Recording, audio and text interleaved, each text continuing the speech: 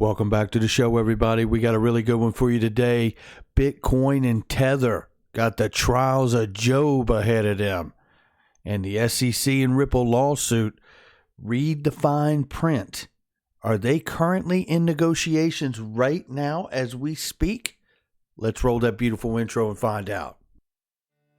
This is Digital Perspectives with Brad Kimes. Subscribe for new content notifications. Now, here's Brad Kimes. Come on in.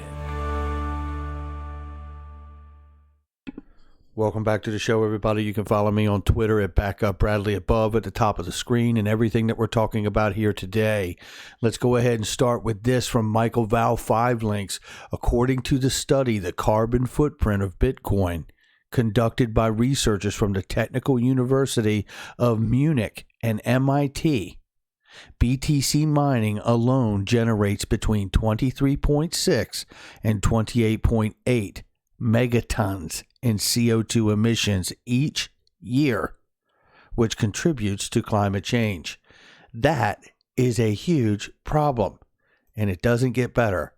Chinese citizens here launder as much as $153 billion per year with the help of online gambling and such cryptocurrency as Tether, which has long been rumored to be a key driver of the upside into Bitcoin.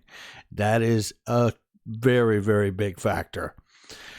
And that all has led us to this right here, the $1.4 trillion lawsuit. That's right, $1 trillion lawsuit against Tether is over 1,000% larger than the XRP's tiny little $1.3 billion SEC lawsuit, yet people are worried about XRP falling to zero. Yeah, I'm not worried. I just want to know when. Look, I know that the prom dress has already been bought. I just don't know when prom night is. XRP is the prom dress. Come on in. Another crypto manager drops XRP following SEC lawsuit because he's scared. If you're scared, say you're scared. It's Sarson Funds has dropped XRP from all of its products, according to a recently posted investment update. What I'll say about this is, look, people learn to circle the wagons. They don't want to be drug into this. Should it be a bigger problem than it already is or already stated to be in the lawsuit? And we are about to look at some very, very key, important pieces inside that lawsuit here. So what I want to say broadly is that, yes, we have seen some exchanges say they're going to liquidate their holdings and delist. We've seen some say that they're just going to do a trading halt on XRP while this suit is happening and until they get some sort of resolution. And, you know, the other thing is that I haven't seen major exchanges like Coinbase yet do a trading halt. Would I be surprised if I did? No, I wouldn't be, because for one, specifically Coinbase is looking to do an IPO themselves. And if they thought that in any way that this would gum up the works, I think they would do a trading halt or maybe even as drastic as a delisting until it's resolved. One important part to remember is Coinbase are able to list securities. They have a license to do so. The question here, though, is that the suit is that XRP is an unregistered security. So if we were to see that drastic motion by something like Coinbase, I think it would be just till they were satisfied with the outcome, and then they would begin trading again or relist or whatever that would be. But I don't expect to see it. And I'll tell you why in just a few minutes. And if we do, we'll deal with it when it happens. But the larger, more popular exchanges have not spoke on this. You haven't heard a word out of them. So the question is do they fall in line with the smaller exchanges and companies that are beginning to trade halt or delist or whatever they do? Do we see that begin to be the trend with the larger companies like Coinbase and Uphold, Binance America? Or do we see them be still a minute and give this thing a chance to be resolved? Now, going forward here, I just want to point out there's a few other things happening too. Paul Gerwals, thank you for this. Last Friday afternoon, the Financial Crime Enforcement Network released a 72-page notice of proposed rulemaking Coinbase felt compelled to respond. I'm not going to read you the whole letter because I've already read it, but basically, in a sense, is what it's saying is that the period of 15 days for public comment, including Christmas Eve, Christmas Day, New Year's Eve, New Year's Day, is really not enough time. Normally, when agencies like FinCEN request public comment and things of that nature, there's usually like a 30 or 60-day window, and they're asking for that window to be bigger than the 15 days. The reason I'm showing you this is just remember while we're talking that we've gone over that FinCEN has offered a 15-day window. Just keep that in your mind. And don't forget about the President's Working Group on Financial Markets released statement on key regulatory and supervisory issues relevant to certain stablecoins. I've made no mistake about the fact and not been shy about the fact that I believe XRP is poised to become a global stablecoin. This is a video from one of the GOATs in the space, one of the greatest of all time. This is Digital Asset Investor, and he put out a video yesterday that just knocked me out. Knocked me out. If you haven't seen this video and for some strange reason you don't happen to know who he is and you're not subscribed, go subscribe and watch everything. Now, the parts I want to focus on in this video is that he went over, and I'm not going to play the clips of the video because I've got the things pulled that we need to pull, where the terms disgorgement and what they may mean for XRP holders, and the term tolling agreement. We need to go over these things. This is very important stuff. I think it gives a little more clarity for us as we try to understand what it is inside of this document and what it really means and where we currently are in a resolution or not. How far away are we? So the first thing I want to look at here is this. The statute of limitations. I covered this the other day, and I just want to set the tone for this because of the things we have to go over. There's currently a 5-year statute of limitations for the SEC, and that statute of limitations is from when the actual action took place, not when the SEC finds it, right? So that's an interesting thing to note. And let's see.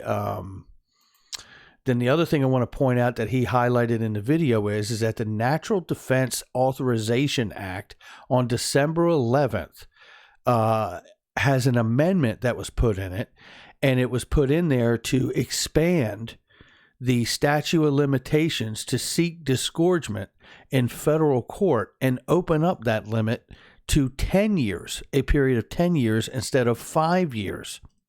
The amendment gives the Securities Exchange Commission, for the first time in its history, explicit statutory authority to seek disgorgement in federal district court. That's another key part here. It also doubles the current statute of limitations for disgorgement claims in certain classes of cases. The amendment appears to be a direct response to the recent Supreme Court decision limiting the SEC's authority. Now,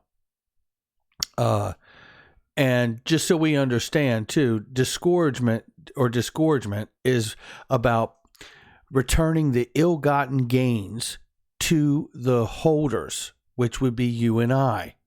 And the ill-gotten gains would be the money that was made off of XRP sales by Ripple, Brad Garlinghouse, and Chris Larson, who are specifically cited in this lawsuit. I'm going to read Section 501 of the NDAA, and as DAI so well asked the question, you know, if we could find out, and I've looked and I've hit a wall, I haven't been able to find out, but if somebody could find out who sponsored Section 6501 of the NDAA, I agree with DAI, this would shed a lot of light on who's behind putting this in here. It appears to grant the SEC its wishes, at least in part. The bill authorizes to seek disgorgement of any unjust enrichment by the person who receives such unjust enrichment, establishing that the SEC has statutory power to seek disgorgement in federal court. Very key points here. And it provides that a claim of disgorgement may be brought within 10 years of the scienter-based violation, twice as long as the statute of limitations after Kokish. As one congressman put it in the reference to a similar provision in an earlier bill, this legislation would reserve Kokish decision by allowing the SEC to seek disgorgement for certain conduct further back in time. Now, The other thing that's inside of this, and we're going to look at the contract in just a couple places, or I'm sorry, not the contract, but we're going to look at the lawsuit just a couple seconds. But now let's shift our attention, now that we know what disgorgement is, right, is the returning of the ill-gotten gains of the XRP sales to the original holders, which is you and I. Now, a tolling agreement establishes a deadline for parties to negotiate before a plaintiff must file suit to enforce legal rights. Typically, neither side wants to spend energy and money proving their case in court. Thus, a tolling agreement pushes the parties towards compromising their positions and settling. So when we look at this, we see that the SEC is pushing to have all of the $1.3 billion in sales earned and gained by Ripple, Brad, and Chris to be returned, right? To be put back in the hands of the people that originally bought this product, right? And the tolling agreement is really about them creating these negotiation windows, if you will, to where they can work to push the parties towards compromising their positions and settling. Okay? A defendant, because I asked the question, what is the advantage of a tolling agreement for the defendant? A defendant may also benefit from this process. The defendant in this case would be Ripple, by becoming a better informed about the plaintiff's claims and positions. Thus, the tolling agreement can help inform the parties about litigation and avoid some cost. So if you think you might soon be a party to a lawsuit, consider buying some time with a tolling agreement. Now, here is the actual lawsuit, and I want to focus for where we get started here at the tolling agreement. Ripple and the SEC entered into tolling agreements suspending the running of any applicable statute of limitations from April 1, 2019 through June 30th, 2019. Again, it picked up between July 7th, 2019 through September 7th, 2019. And then from September 8th to December 8th, 2019, and from December 9th, 2019 through June 8th, 2020. From June 9, 2020 to December 9, 2020, and from December 10th, 2020 through December 24th. Here we see Larson and the SEC entered into a tolling agreement suspending the running of any applicable statute of limitations from September 1st, 2020 through December 31st, 2020. Now, what that tells me from my, shallow water understanding here of what this is, it tells me that there is still a couple days left for them to reach an agreement between the between all the parties here. That is something to pay attention to, because the tolling agreement is still open for another 3 days. Come on in. Who knows? But that doesn't guarantee that they will get this settlement before going, the distance. It just means the opportunity is there. Now, here's what I want to focus on. I want to show you a little clip here from, I guess, the Economic Club New York 2020 event. This is Jay Clayton. Gary Cohn used to be former economic director advisor to the current administration. Glenn Hutchins and a couple others I'm not aware of. But listen to this little exchange here with Jay Clayton, and I think you're going to hear all the problem in it. Listen. As you've been chairman of the SEC, and give us some sense of where you think it goes from here. Well, thank you. A lot of that goes to the women and men on our staff who hit this head on. But I look, when we arrived 3 years ago, the promise of this technology was becoming readily apparent. Unfortunately, the promise got channeled into an area where we have long-standing regulations that have worked really well. And that is that you can't make a widespread public offering of securities without going through the SEC registration process. And ICOs and the like essentially flaunted that. And look, I don't blame people for being motivated to try and take a new technology and raise money using it. But I was not going to be the chair that threw the 33 Act out after 85 years of success. So there you have it. But that said, incredibly powerful technology for the financial sector. I mean, it's technology that greatly reduces the costs of verification. It's technology that greatly reduces the costs of information transmission.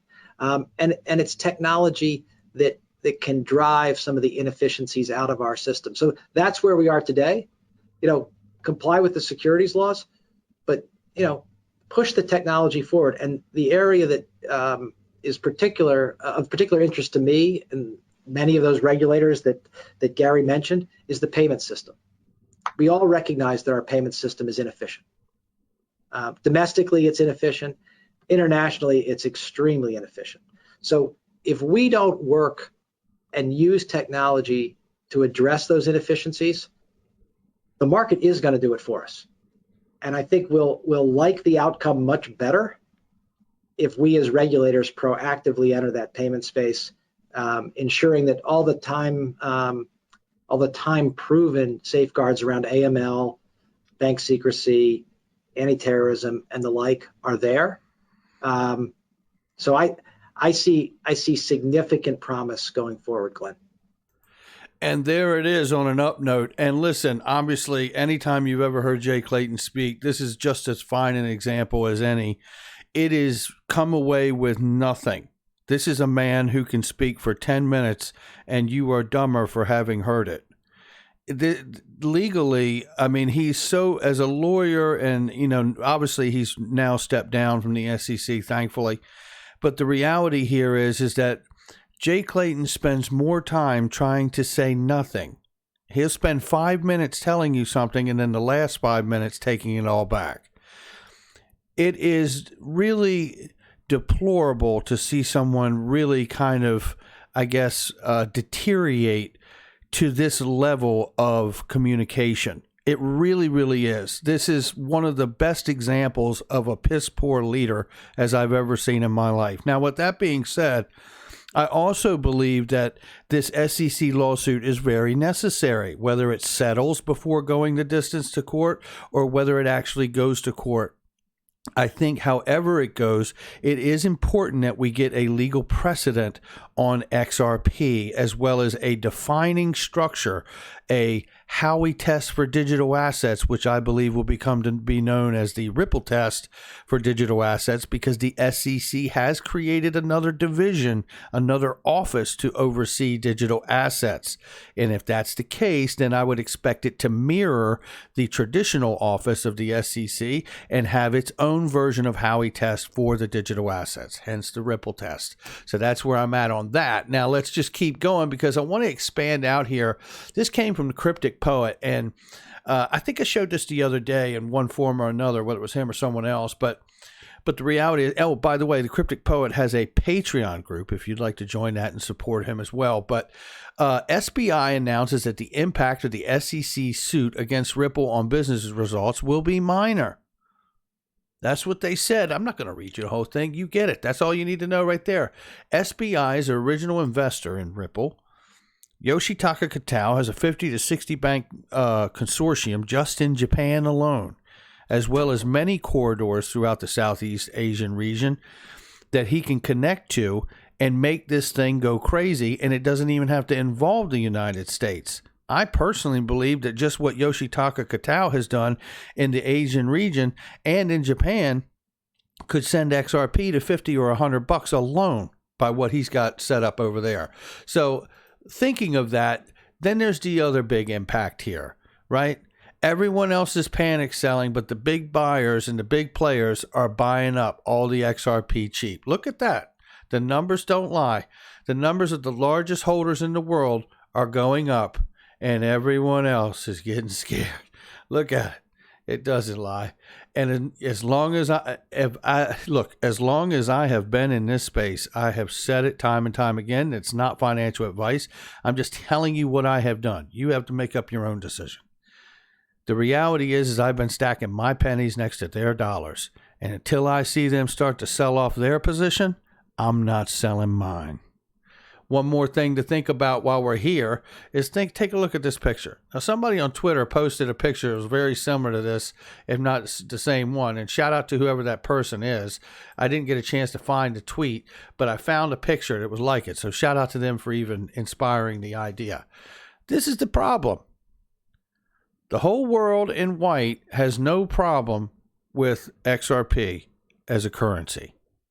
The only issue is right here in red. That's it, right here. So at the end of the day, I think this kind of macro pull it back, 30,000 foot overview really helps put this in perspective, at least for me. It certainly does, no doubt about it. So shout out to Cryptic Poet for that figure and showing that chart of the largest wallet holders. And at the end of the day, I really do believe this statement from Gold Telegraph. It is very clear the fiat monetary system will soon come to an end. The Great Reset is coming. Gear up, folks. 2021 is going to go down in monetary history. I absolutely believe that is true. There's no question about it. There is something big coming, and it is absolutely imminent. That's where I'm at on this day. Hit the like and subscribe, leave a comment below, and share with somebody you know. Hit that notification bell while you're here, and make sure you check out all the links in the description box and the comment section for really great products of all the stuff that we have, anything that you may want or need. I will catch all of you on the next one.